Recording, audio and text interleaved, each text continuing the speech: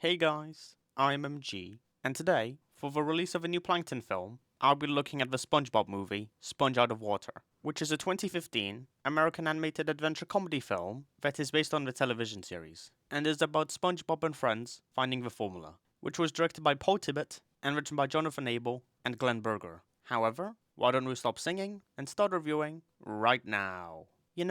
After seeing how the first SpongeBob movie knew exactly what it wanted to tell, and how it has done that so well, I think it makes this film stick out a lot more. And the reason why I wanted to say this was because the first film was amazing. It managed to be funny, inspired, enjoyable, and emotional. So does this film have any of these qualities? Not exactly. There are glimpses of most of these attributes, but in general, this film just feels so meaningless, up to the point where I would consider it extremely mediocre. I'll point out some positives first. The animation was really good, and even creative in a few moments, which is awesome. I also like the visual effects of the characters mixed in with live action. It's a bit unimpressive compared to the first movie, with its 2D animation, but still, I can't argue that it doesn't look good, because it does. The villain Burger Beard was pretty fun, and one of the few bright spots of the movie, with Antonio Banderas being very energetic in his performance. And the seagulls in his scenes were all kind of charming as well, so at least the movie offers that. The voice actors were still as good as ever, and they didn't lose any of their charm thankfully, with Mr. Lawrence being the true highlight of a voice cast,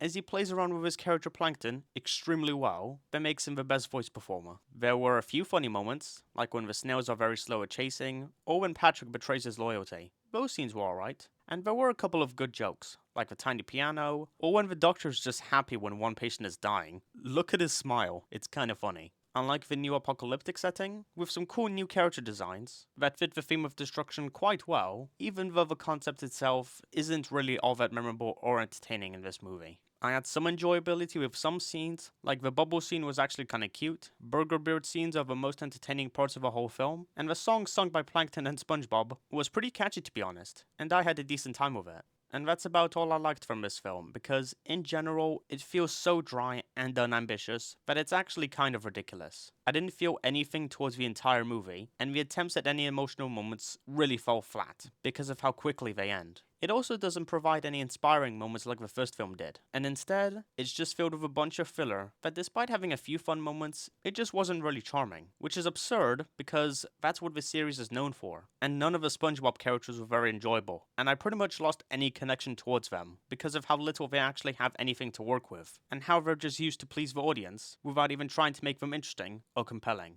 They set up this character arc for Plankton, with where he learns that keeping things for himself is selfish, but it's not anything effective, because we never really see him progress as a character, with his chemistry with SpongeBob being entirely unspecial. And by the end, he just turns back to being evil again, so the entire setup for his character development was just a waste of time. Thanks, movie. The story also felt very unoriginal, like it's a time travel story mixed in with an apocalyptic world. We definitely didn't see these two aspects before, and look, the characters become superheroes. That definitely didn't happen in this series, did it? And speaking of the superhero stuff, the entire climax when the characters got to the mainland is where the movie really fell apart. The thriller barely had any fun, and the final battle felt so cliche that it just became tedious to watch. Also, the rap song sucks hard. The melody was very lifeless, and the lyrics are so terrible that it just became embarrassing. Overall, this film doesn't ruin the franchise, and nothing about it was necessarily infuriating, or even unlikable. It's harmless enough, but for how the first film felt so confident in itself, and how it does everything it sets out to do so perfectly, that just highlights how minimal the effort was when making this movie. And if you're a dire fan of SpongeBob, I would not recommend it because it is a bit disappointing.